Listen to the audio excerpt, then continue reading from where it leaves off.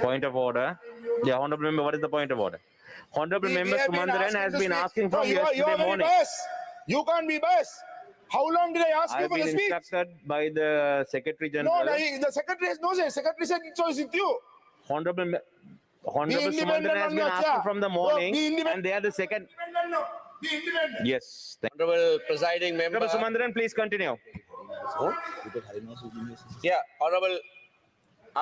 Honorable Harin Farand, I'm sorry if you were to speak next, but the tradition Order, is when please. the opposition Honorable speaks, member, please give respect to the chair. I will give respect to the chair, not to you. the tradition is that the second largest party in the opposition gets to speak second in the opposition side. From morning, we have not got the opportunity. There is no logic in this, right? To have SJB speak every second time. SJB is not a privileged party in this house. We must have our turn properly. So I'm right. Thank you. So, Honorable Presiding Member, today we are discussing the situation in the country. What's the situation in the country? The situation in the country is that people can't live. People have no food to eat. People don't have fuel. Children can't go to school. If they have come onto the streets. That's the situation in the country. And then, in order to handle that situation, what has the government done? The government has resigned. All members of the cabinet have tendered their resignation. Now, what does that mean? That means that they accept that they are unable to govern the country. That is the only explanation that one can give for the members of the cabinet wholesale to have tendered their resignation. When that is the real situation, members in the government rows, one after another, are standing up and saying that they still have the mandate. They still have the mandate to govern. Why did you resign then? Why did you then resign? If you thought you still had the mandate of the people to govern, why did you wholesale in one letter resign from your portfolio? Now, having conceded that you have failed, you are now standing up here talking big. Country is in very serious crisis. You must go. And when I say you must go, the leader must go. I mean, if after all of these days you have not understood what the people are saying, if you think that by removing the Minister of Finance or a state minister tendering his resignation with effect from 1st of May or some other measure, that's not sufficient. We have serious issue with regard to the finances of the country. And after saying we will not go to the International Monetary Fund, you eventually caved in and you have gone. And yesterday, the IMF has issued a statement. I'm going to read it from the Reuters news report. It says, IMF staff is looking forward to program discussions with the authorities, including during the visit of the newly appointed finance minister to Washington later this month. Now, where is the newly appointed finance minister? I mean, the one most important post there must be in government today.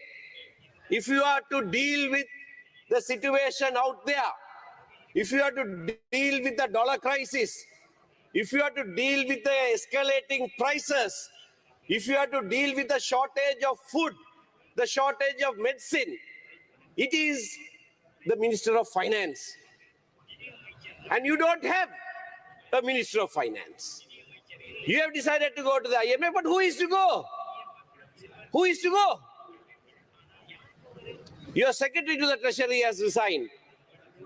no minister, no secretary, no money in the treasury. You have brought this country to bankruptcy. That's what you have done. You have brought this country into bankruptcy. I'm reminded of something that I learned as to the word bankruptcy. When in ancient Greece, when there were lenders in the marketplace, they sat on benches, banku. In Sinhala, that's how the word came from that. Banku wala vadivalaitiya. They lent, right?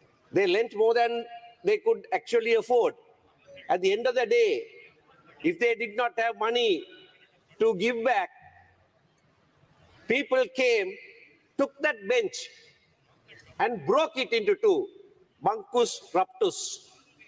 Bancus raptus. That's why bankruptcy. That's bankruptcy.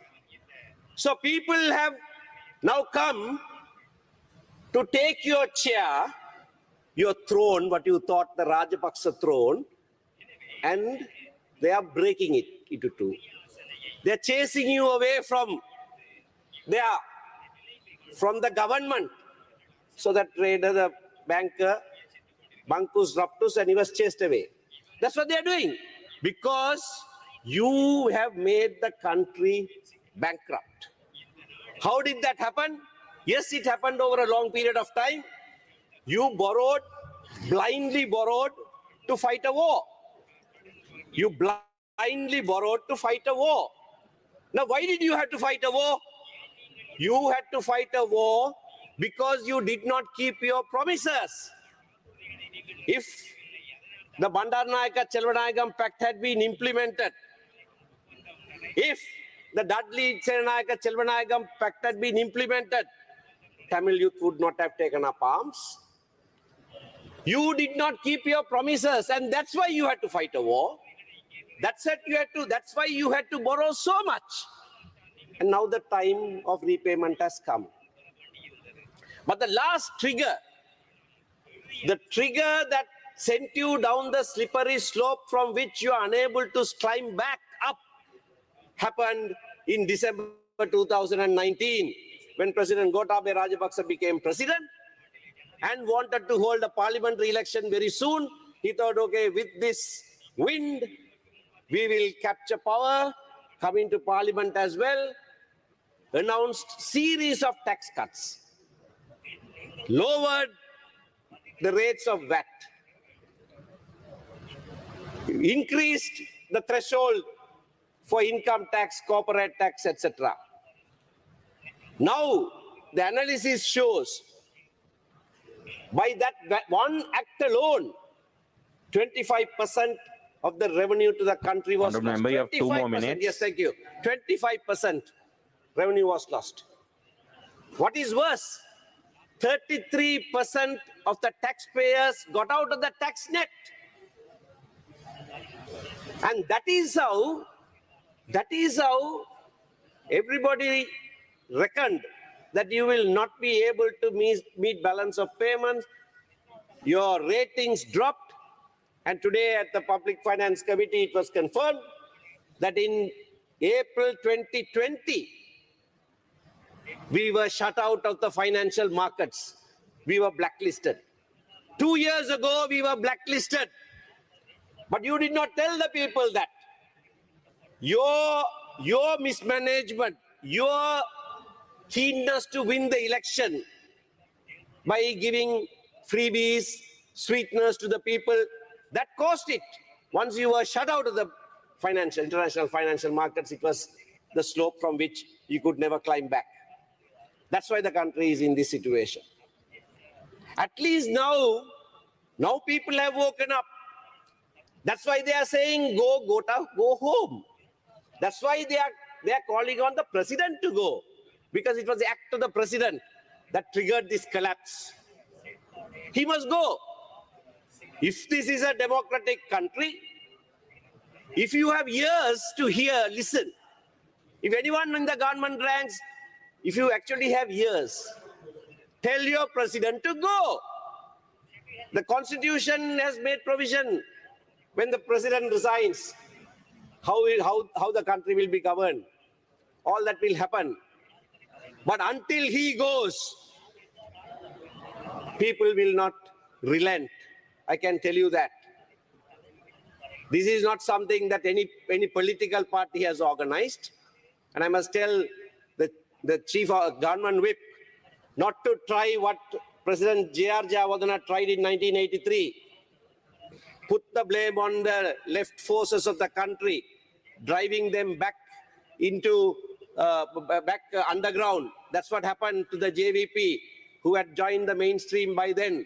President Jayawardeneh said Naxalite forces. Honorable Vasudeva Nanayakara went underground. Honorable Vijay Kumar Tunga was arrested. JVP went underground. Now today, this morning, in the chief government member, please wind up. I'm winding up. Tried that with the JVP. Please don't do that. No political party has done this. This is the people's movement. This is something unprecedented. This country has never seen this before. That is why you are shocked. This is happening organically, and people will not relent until Gota goes home. Thank you. Yes. Thank you. Honorable Dayasri Jayasekara, you have 10 minutes. Thank you. මම ඉතාම